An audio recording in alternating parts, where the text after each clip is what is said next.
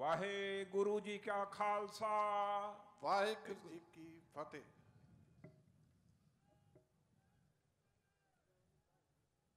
हिंदुस्तान की राजनीति की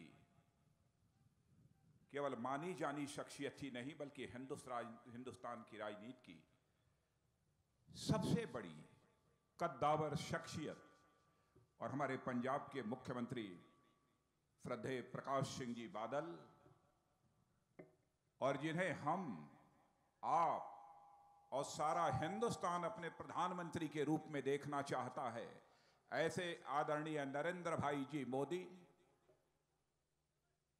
और पंजाब के उप मुख्यमंत्री, और पंजाब ही नहीं बल्कि हिंदुस्तान के नौजवानों की दिल की धड़कन ऐसे सरदार सुखबीर सिंह जी बादल, और हमारे देश के कद्दावर नेता हिमाचल के पूर्व मुख्यमंत्री आदरणीय शांता कुमार जी, भारतीय जनता पार्टी पंजाब के प्रदेश अध्यक्ष श्री कमल जी शर्मा, पंजाब के कद्दावर नेता श्री सुखदेव सिंह जी ढींढसा, और पार्लियामेंट में पंजाब की ही नहीं बल्कि हिंदुस्तान की आवाज को बुलंद करने वाली ऐसी श्रीमती हरसिमरत कौर जी, श्री बलविंदर सिंह जी भुंडर, श्री रंजीत सिंह जी ब्रह्मपुरा, और श्री बलराम दास जी टंडन, श्री चुन्नी लाल जी भगत, यहां उपस्थित मेरे सभी सम्मानित बहनों एवं भाइयों, पंजाब में विगत 10-15 वर्षों से लगातार मैं आ रहा हूं। कई सार्वजनिक सभाओं को मैंने संबोधित किया है, लेकिन यही बादल साहब से मैं कह रहा था, पंजाब की धरती पर इतना बड़ा जन समूह मैंने अपनी आंखों के सामने कभी नहीं देखा था जैसा बड़ा जन समूह आज यहां देख रहा हूं। मैं कह सकता हूं कि आज इस पंजाब की धरती पर मैं यह कोई जन समूह नहीं देख रहा हूं, बल्कि आज इस पंजाब की धरती पर मैं जन समुद्र अपनी आंखों के सामने देख रहा हूं।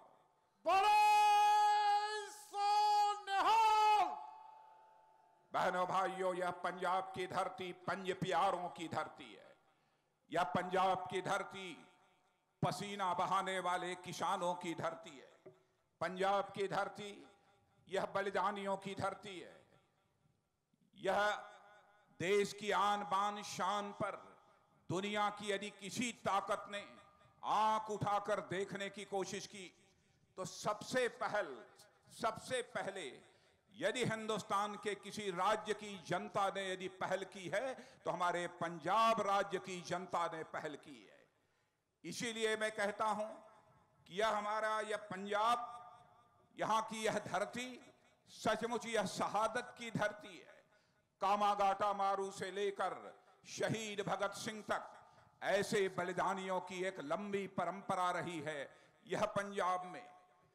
पंजाब भी नहीं, हिंदुस्तान की धर्म और संस्कृति के ऊपर भी जब कभी कोई आंच आई है तो हमारे गुरु नानक देव से लेकर गुरु गोविंद सिंह जी ने जिस प्रकार से उसका मुकाबला किया है और जिस प्रकार से भारत की धर्म और संस्कृति पर आक्रमण करने वालों की चुनौती को स्वीकार कर उन्हें परास्त किया है, उसी कारण से आज तक हमारे भारत की यह धर्म और संस्कृति पूरी तरह से सुरक्षित है। लेकिन आज यदि मैं पंजाब की धरती पर यहां खड़ा हूं तो बहनों भाइयों, मुझे सरदार भगत सिंह जैसे वैसे बहुत सारे बलिदानी हुए हैं, लेकिन सरदार भगत सिंह की याद आती है। सरदार भगत सिंह के संबंध में आप सभी अच्छी तरह जानते हैं, मुझे बहुत विस्तार में जाकर कोई चर्चा करने की जरूरत नहीं है। लेकिन जब हमें यह जानकारी प्राप्त होती है कि ब्रिटेन में, इंग्लैंड में, जब वहां की किताबों में, वहां के इतिहास में हमारे सरदार भगत सिंह के बारे में जब टेररिस्ट कहा जाता है, टेररिस्ट लिखा जाता है, तो हमारे दिल पर एक गहरी चोट पहुंचती है। और आज इस पंजाब की धरती पर भारतीय जनता पार्टी का अध्यक्ष होने के नाते मैं यह कहकर जा रहा हूं बहनों भाइयों, आप लोगों ने यदि इस हिंदुस्तान की जनता के प्यारे ऐसे भाई नरेंद्र भाई मोदी को यदि भारत का प्रधानमंत्री बना दिया, तो संसद से हमें प्रस्ताव पारित कराने की जरूरत हुई तो संसद से हम प्रस्ताव पारित कराएंगे और हम इंग्लैंड के ऊपर यह दबाव बनाएंगे कि वहां के किताबों में सरदार भगत सिंह को जो टेररिस्ट लिखा गया है उसे बाहर किया जाना चाहिए, और यदि लिखना ही है तो आजादी की लड़ाई लड़ने में बलिदान देने वाले एक ऐसे शहीद के रूप में सरदार भगत सिंह के नाम का उल्लेख किया जाना चाहिए।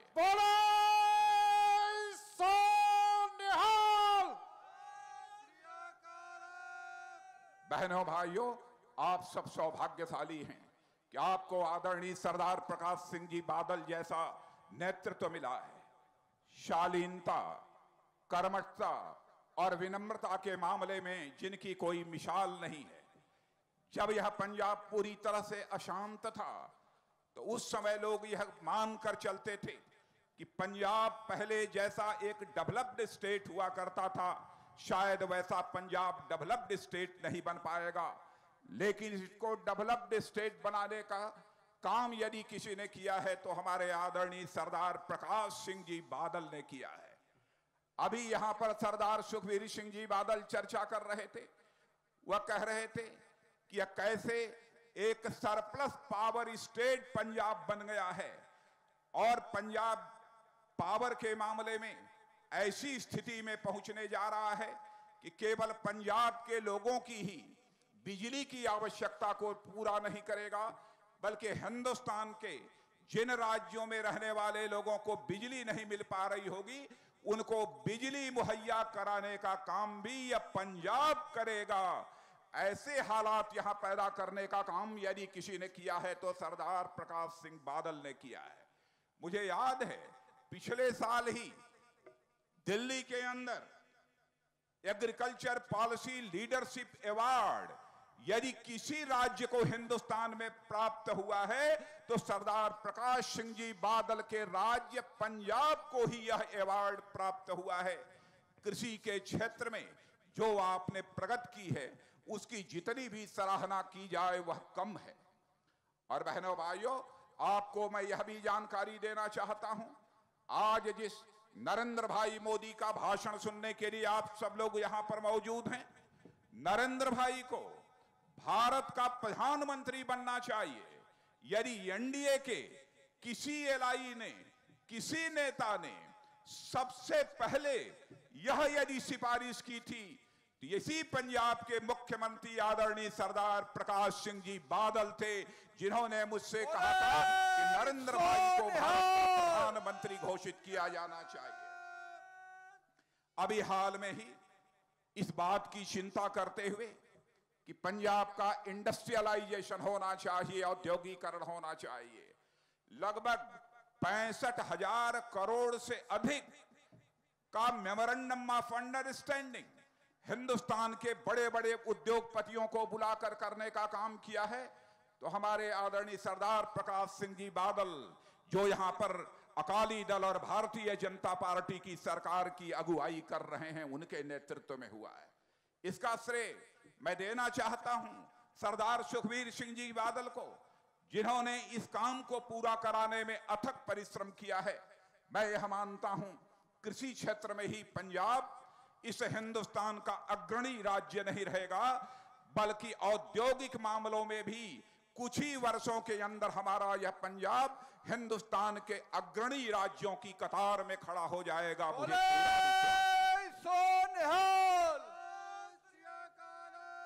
मेरे पंजाब के बहनों भाइयों, मैं आपको याद दिलाना चाहता हूं 60 का वह दशक, 60 से 70 के बीच में जब हिंदुस्तान भूखमरी के दौर से गुजर रहा था तो आप ही किसान बहनों भाइयों ने अपने जिस्म का पसीना बहाकर इतना अनाज इस पंजाब की धरती पर पैदा किया कि जिसके परिणाम इस हिंदुस्तान की भूखमरी की चुनौती हम भारत ने स्वीकार की और उस पर हम लोगों ने विजय प्राप्त करने में कामयाबी हासिल की। यह श्रेय यदि आपको जाता है, किसी को जाता है, तो आपको जाता है। और इतना ही नहीं, जब मैं देखता हूं किसान, सचमुच यह एक ऐसा पेशा है जिसमें कि हिंदुस्तान की सबसे बड़ी आबादी लगी हुई है। कोई एक पेशा जिसमें 65% से यदि आबादी किसी एक पेशे में लगी है तो आप किसान बहनों भाइयों की वह आबादी है। लेकिन किसानों की जिस प्रकार से उपेक्षा इस 67 वर्षों के इस आजादी के काल में 55 वर्षों तक अखंड हुकूमत करने के बावजूद कांग्रेस ने की है, वही कारण है कि आज भी हमारा भारत दुनिया के गरीब देशों में गिना जाता है। दुनिया के विकसित देशों की कतार में आज तक हमारा यह भारत खड़ा नहीं हो पाया है। मैं यह मानकर चलता हूं कि सचमुच जिस दिन हिंदुस्तान का किसान खुशहाल हो जाएगा, उस दिन हमारा सारा का सारा हिंदुस्तान खुशहाल हो जाएगा। हिंदुस्तान के किसान की जेब में पैसा हो जाएगा तो अपने आप व्यापारी का व्यापार चलने लगेगा, डॉक्टर की डॉक्टरी चलने लगेगी, मास्टर की मास्टरी चलने लगेगी, वकील की वकालत चलने लगेगी और सारा का सारा हिंदुस्तान चलने लगेगा।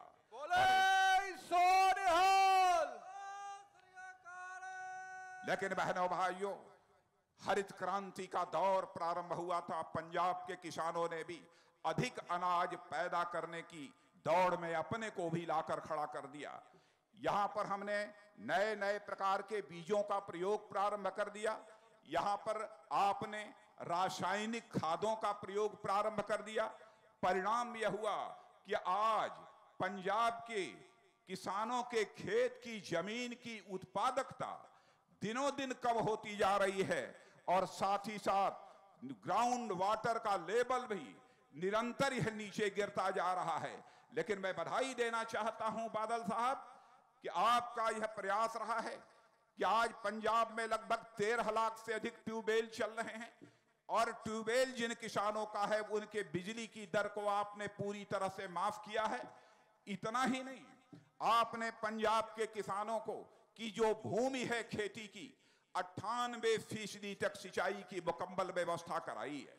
लेकिन आज हमारा किसान जो ट्यूबवेल चलाता है, पानी का स्तर नीचे चले जाने के कारण उसे अधिक धन खर्च करने की आवश्यकता पड़ती है। पंजाब की सरकार ने केंद्र सरकार से मांग की कि हमें इस चुनौती का मुकाबला करने के लिए कुछ धन मुहैया कराया जाना चाहिए, लेकिन केंद्र की सरकार ने वह धन मुहैया नहीं कराया। लेकिन यकीन करना बहनों भाइयों, यदि नरेंद्र भाई भारत के प्रधानमंत्री बनते हैं तो यह जो भू का जल स्तर, जमीन के नीचे पानी का स्तर जो नीचे गिरता जा रहा है, इस चुनौती को भी हम स्वीकार करेंगे और जितने भी धन की आवश्यकता होगी हमारी केंद्र की सरकार पंजाब को वह धन मुहैया कराएगी। यह आपको मैं यकीन दिलाना चाहता हूं। और बहनों भाइयों, आज किसानों की हालत को जब मैं देखता हूं तो सचमुच मुझे बेहद तकलीफ होती है, क्योंकि मैं भी किसान परिवार की मां की कोख से ही पैदा हुआ हूं। किसानों के दर्द को मैं अच्छी तरह समझता हूं। आज आप जो अनाज पैदा करते हैं, अनाज की जो आपको उचित कीमत मिलनी चाहिए थी, वह आपको उचित कीमत नहीं मिल पाती। आप जो भी अनाज पैदा करते हैं उसकी जो खरीद भारत सरकार के द्वारा धन उपलब्ध कराया जाना चाहिए राज्य सरकार को उसकी खरीद करने के लिए, वह भारत सरकार के द्वारा धन उपलब्ध नहीं कराया जाता है। इसलिए चाहते हुए भी कोई सरकार पूरा का पूरा आपका अनाज न्यूनतम समर्थन मूल्य, जिसे मिनिमम सपोर्ट प्राइस कहते हैं, उस पर खरीद नहीं पाती है। लेकिन हम लोगों ने एक योजना बनाई है। भारत सरकार का कृषि मंत्री रहते हुए मैंने वह एक फार्मूला बनाया था।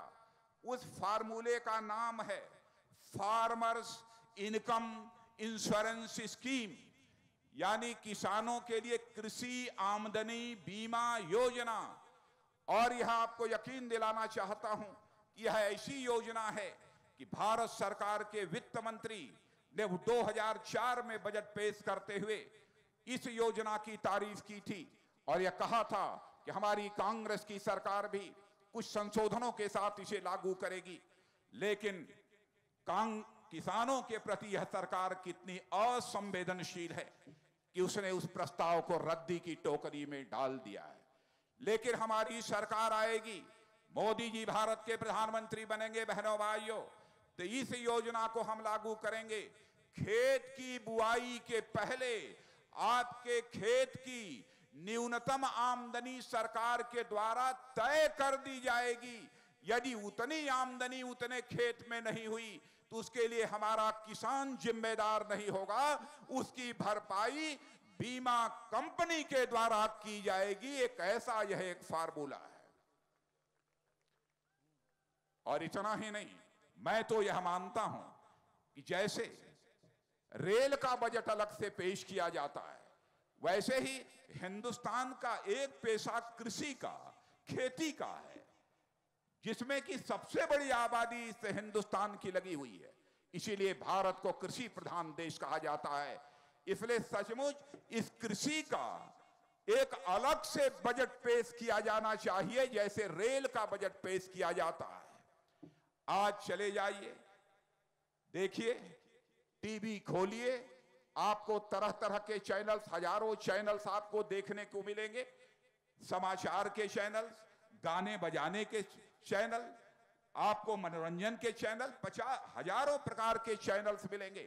लेकिन यह दुर्भाग्य है कि हिंदुस्तान में जहां पर सबसे बड़ी आबादी किसानों की है, उनके प्रशिक्षण के लिए, उनके जानकारी के लिए जो एक चैनल अलग से होना चाहिए टेलीविजन का, आज तक वह चैनल नहीं है। आदरणीय अटल बिहारी वाजपेयी के भारत का प्रधानमंत्री रहते हुए उसी समय भारत सरकार में मैंने कृषि मंत्री था और मैंने वह योजना प्रारंभ कर दी थी। 3 महीने तक वह योजना चली, लेकिन सरकार बदल जाने के बाद वह योजना समाप्त हो गई। हमने किसानों के लिए एक अलग से एग्रीकल्चर चैनल प्रारंभ किया था और हमारी सरकार आएगी तो किसानों के लिए एक अलग टेलीविजन का चैनल प्रारंभ किया जाएगा, ताकि अलग से खेती बाड़ी के संबंध में उन्हें ठीक तरीके से अच्छी जानकारी मिल सके। मैं यह भी महसूस करता हूं, आप यदि ट्रैक्टर खरीदते हैं खेती बाड़ी के लिए, कोई आप कोई मशीन लेते हैं, आप पंप सेट लेते हैं, कुछ भी लेते हैं, तो उसके लिए बैंकों से आपको कर्ज लेना पड़ता है। और बैंकों से जब आप कर्ज लेते हैं तो आपके पास जितनी जमीन होती है, सारी की सारी जमीन आपको बैंक को मॉर्टगेज कर देनी पड़ती है। लेकिन हमारा यह मानना है कि बहनों भाइयों, किसानों को कर्ज लेने पर अपनी सारी की सारी जमीन बैंक को मॉर्टगेज करने के लिए मजबूर नहीं किया जाना चाहिए, बल्कि किसान बैंकों से जितना कर्ज लेता है उसी अनुपात में ही उतनी ही कीमत की केवल जमीन बैंक को मॉर्टगेज की जानी चाहिए, उससे ज्यादा जमीन मॉर्टगेज नहीं की जानी चाहिए। भारतीय जनता पार्टी ही नहीं बल्कि हमारी एनडीए की सरकार यहां पर आएगी। बहनों भाइयों, इस देश का विकास हम इस सच्चाई को समझते हैं, किसानों के विकास से ही संभव है। इसलिए किसानों के लिए अधिकतम जो कुछ भी हो सकता है यह हमारी सरकार करेगी, हम आपको यह यकीन दिलाना चाहते हैं। जहां तक कांग्रेस का प्रश्न है, बताने की जरूरत नहीं है। जब जब कांग्रेस आई है इस देश में महंगाई बढ़ी है। 10 वर्षों से फिर से कांग्रेस यहां आई है, महंगाई बढ़ने का सिलसिला निरंतर जारी है। लेकिन आप लोगों ने वह भी 6 वर्षों का समय देखा है, जब भारत के प्रधानमंत्री भारत माता के सपूत अटल बिहारी वाजपेयी थे। 6 वर्षों तक, जब तक अटल जी भारत के प्रधानमंत्री थे, एक दिन भी उन्होंने महंगाई को बढ़ने नहीं दिया था। हिंदुस्तान की वह ऐसी सरकार है, अकेली वह सरकार है केंद्र की, कि 6 वर्षों तक राज्य करने के बाद भी भले ही हमारा विरोधी दल का कोई नेता क्यों न रहा हो, कोई मां का लाल उंगली उठाकर यह आरोप लगाने की हिम्मत नहीं कर सका कि हमारे सरकार के किसी मंत्री के ऊपर कोई भ्रष्टाचार का कभी आरोप लगा हो। जब से यह कांग्रेस की सरकार आई है, तब से भ्रष्टाचार चरम सीमा पर पहुंच गया है। जल थल नभ तीनों में भ्रष्टाचार ही भ्रष्टाचार। वैसे जब जब कांग्रेस की हुकूमत रही है बहनों भाइयों, भ्रष्टाचार पैदा हुआ है, भ्रष्टाचार बढ़ा है, लेकिन भ्रष्टाचार को चरम सीमा पर पहुंचाने का काम इस हिंदुस्तान में लंबे समय तक हुकूमत करने वाली इस कांग्रेस ने किया है। आपकी गाढ़ी कमाई का पैसा, आपकी गाढ़ी कमाई का पैसा गलत तरीके से लूटकर दुनिया के दूसरे देशों में ले जाकर काले धन के रूप में जमा किया गया है।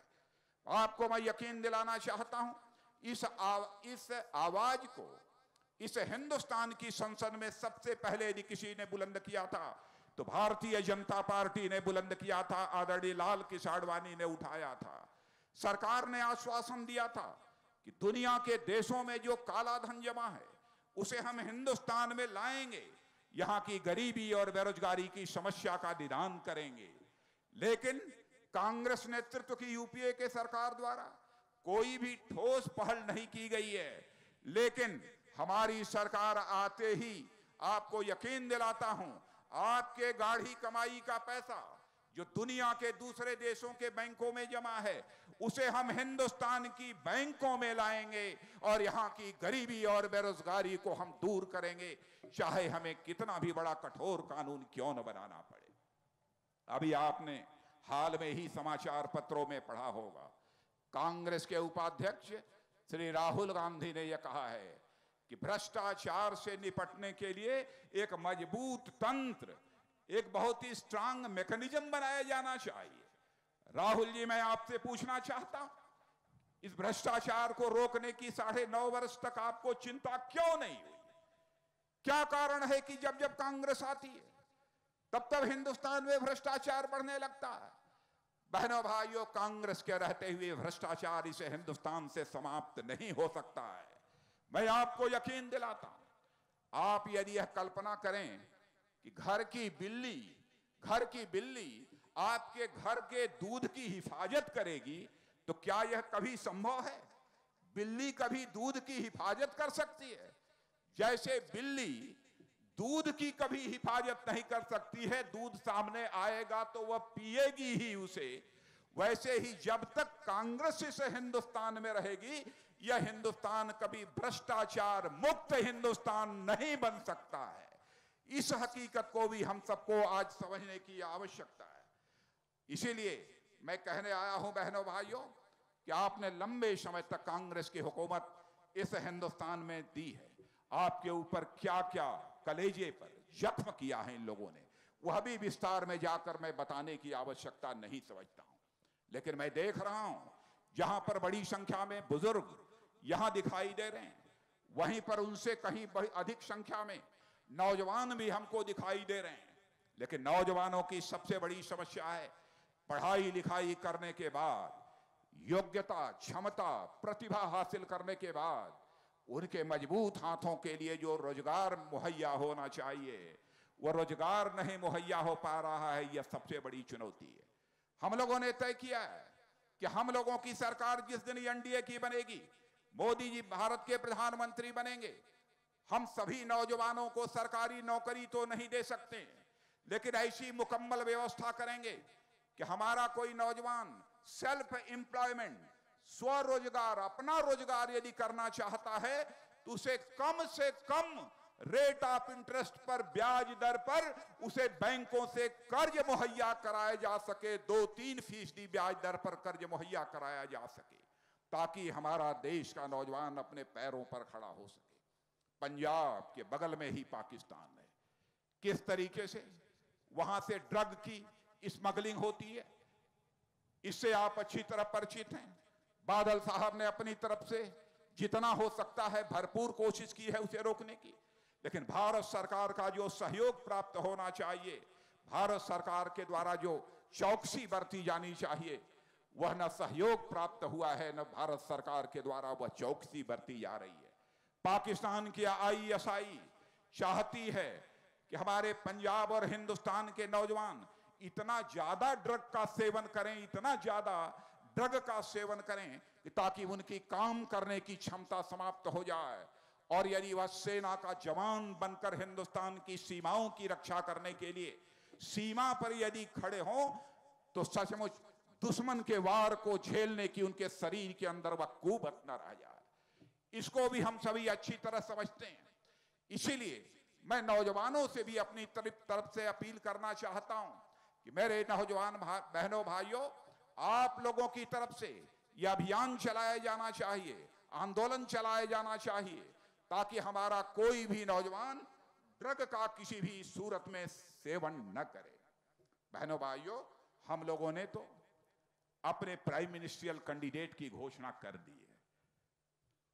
भारतीय जनता पार्टी ने अकेले नहीं किया, एनडीए ने बादल साहब का सबसे पहले आशीर्वाद प्राप्त जिसके लिए हुआ था, नरेंद्र भाई को हम लोगों ने घोषित किया था। हमसे यदि कोई पूछता है, एनडीए के नेताओं से यदि कोई पूछता है, तो हम तो कहते हैं कि हमारा प्रधानमंत्री का कैंडिडेट नरेंद्र भाई उम्मीदवार यह लाजवाब कैंडिडेट है। लेकिन कांग्रेस के लोगों से यदि कोई पूछता है तो वह अपना प्रधानमंत्री का कैंडिडेट घोषित करने का साहस नहीं जुटा पाए तो उनका क्या कहना होता है? चुप। इसका कोई जवाब उनके पास नहीं होता है। तो मैं यही कहता हूं कि जब एनडीए के लोगों से पूछा जाता है तो डंके की चोट पर कहते हैं कि हमारा प्राइम मिनिस्ट्रियल कैंडिडेट लाजवाब है। जब कांग्रेस के लोगों से पूछा जाता है तो उनका ना जवाब हो जाते हैं पूरी तरह से। यह हालत कांग्रेस ने पैदा कर रखी है। नरेंद्र भाई के सामने खड़े होने का कांग्रेस साहस नहीं जुटा पाती। अरे लड़ना है तो आमने सामने लड़ना चाहिए, खुलकर लड़ना चाहिए। पीठ पीछे रहकर कोई लड़ाई नहीं लड़ी जा सकती है कांग्रेस के दोस्तों। तो बहनों भाइयों, जहां तक भारतीय जनता पार्टी अकाली दल के रिश्ते का सवाल है, हम लोगों का रिश्ता बहुत ही पुराना रिश्ता हो चुका है। यह हमारा अटूट रिश्ता है, बड़े मन वाला यह रिश्ता है, यह रहेगा। और पंजाब की जनता को यह विश्वास दिलाना चाहता हूं कि बहनों भाइयों, यही जो हम लोगों का रिश्ता है, यही हम लोगों की एनडीए इस बार नरेंद्र भाई के नेतृत्व में सरकार बनाएगी। और इतना पुराना रिश्ता है कि पंजाबी में, अब मैं पंजाबी नहीं बोल सकता हूं, गुरमुखी नहीं बोल सकता हूं, लेकिन फिर भी मैंने यहां पर लिख कर लाने की कोशिश की है। कैसा रिश्ता है? बाह जिंदा दी पकड़ियो, फिर दीजिए बाह न छोड़िए। ऐसा रिश्ता भारतीय जनता पार्टी और अकाली दल।